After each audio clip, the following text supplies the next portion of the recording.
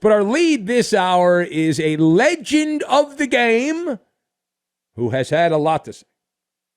I was a star, megastar years ago for the dreaded Lakers. Big game James Worthy. And he let it rip. Talking about the modern NBA, the state of things in the NBA, and he's not particularly happy. So if you didn't hear about this, maybe it skipped past your radar. James Worthy, in a radio appearance, sounding off on the lack of the basics of basketball, the rudimentary parts of basketball being taught, that part of the game has been lost because players are not spending enough time in college. Now, I understand we have the audio, so rather than me pretend that I'm James Worthy, and I could pretend I'm James Worthy, but this is a little clip. This is Worthy, popped up on the Stoney and Jansen show on Detroit Sports Radio. But here's how it sounded. And I think because of the rush of guys not going to college. I mean, Kareem had 4 years with John Wooden. Michael Jordan and I had 3 years with Dean Smith. Isaiah had some years with Bobby Knight. So you learn the fundamentals. Not only that, you learn how to live. You learn how to balance your freaking checkbook in college. There's a lot of things. So when you don't get that, guys are coming to the NBA. They're not fundamentally sound. So all they do is practice threes, lift weights, get tattoos, and tweet and go on social media. That's it. Oh, that last line, holy cannoli. Whoa, that was a fireball. That was a fireball, that last line by Worthy. All they do is practice threes, lift weights, get tattoos, tweet, and go on social media. That's it. All right. Let us discuss the question. What letter grade do you give James Worthy's rant about the modern NBA player?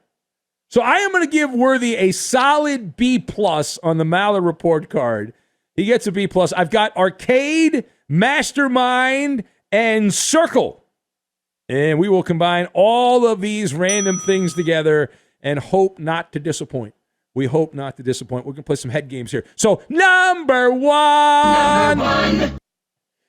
This time of the year, we talk a lot of NBA basketball. We have not talked much basketball during the regular season, but when things go to the postseason, we crank it up. And there's reasons for that. There's many reasons for that. The regular season, the players don't care about the regular season, so why should we care much about the regular season? We have the rare and appropriate NBA monologue about the regular season, but most of it's about football. Most of what we do around these parts is football. But this time of the year is different, postseason. So each night, we will watch a high-profile NBA game, right? Conference finals, whatever it might be, and then we'll break it down scientifically on the radio and the storylines around the game. But in case you have not been paying attention, we often end up repeating ourselves. It's a carbon copy night after night. Now, why is that? Why does this show sound like a carbon copy when we talk about the NBA? The reason for that is very simple here. Every game is essentially the same. There is a quality control issue that the NBA has to address. The product, the way the game is played, the product in general is not good. But it's by design. The teams by design are playing this way. It has become an arcade spectacle. It's like going to the arcade, the Pop-A-Shot. That's what it is, Pop-A-Shot. You camp out 23 feet, 9 inches from the hoop and let her rip. That's it. Teams are averaging right around 40 or more three-point shots per night. In fact, give you an example. The Mavericks and the Golden State Warriors. Golden State won the game. They attempted from three-point range 36 three-point shots. 36 of their 88 field goal attempts from three-point range. The Dallas Mavericks, who were down the entire game, they attempted 42, which is actually less than I thought. For them, that's about on average, but I thought it would be a little more than that. 42 of their 82. So more than half of the shots are from three-point range. So about 40, give or take. And when you break it all down, that is the core problem. That's the point James Worthy was making in this rant. because Worthy's old enough. When he came into the NBA, the three-point shot was in its infancy, and it was an emasculating shot. First couple of years of the three-point shot, nobody wanted to shoot it because like, oh, come on. That's a sucker shot. That's a trick shot. You don't want to shoot that. Then for a long time in the NBA, teams had a designated sniper. They had one guy like Craig Hodges or Steve Kerr. Steve Kerr was that guy who would be the designated three-point shooter. And nobody else really shot the shot. And that was the way it was. But times changed. I understand that, but that was back in the Bronze Age. And the other thing about that, the way the game has shifted now, the little details, the fine print, if you will, has been lost in translation over the time. And I remember back when I was in locker rooms a lot, and the late Bill Fitch, who I had a pretty good relationship when he was coaching the Clips, and he had coached good teams, and then the Clippers were terrible when he was there. But he was always a stickler for the hustle stats. And it was so funny because the Clippers were terrible, and Bill Fitch, the old Hall of Fame coach there, he loved the hustle stats so much, he had them put up a hustle board to track the hustle stats because he knew they weren't going to win the real scoreboard, so he wanted the hustle stats up there. Phil Jackson, he always believed in contested shots. We have a soundbite in the system we used to play a lot on Fox Sports Radio because Phil, when he talked about defense, he'd always say hands on balls. He loved the deflections. Loved the deflections there. And drawing charges and getting the 50-50 balls and all that stuff. But like most of that stuff doesn't seem to be a point of emphasis in the NBA right now. And you say, well, things do evolve, as we said, and that's old school. But the modern game, is it a better game? The way it's played. The players are more gifted than those players, but they're not playing the game the way that it was designed. Now, you could take anybody who, if your only skill is to shoot the three-point shot, I mean, you can get guys that can shoot three-point shots. You don't really have to do much else at this point. Now, secondly, who is responsible? Who is responsible for basketball in the NBA being hijacked? Well, that is pretty simple here. And we've got our person of interest here pointing our finger at Daryl Morey, the mastermind behind this Morey ball, the evil genius. He's in Philly now. The guy's got a bachelor's degree in computer science. Good for him.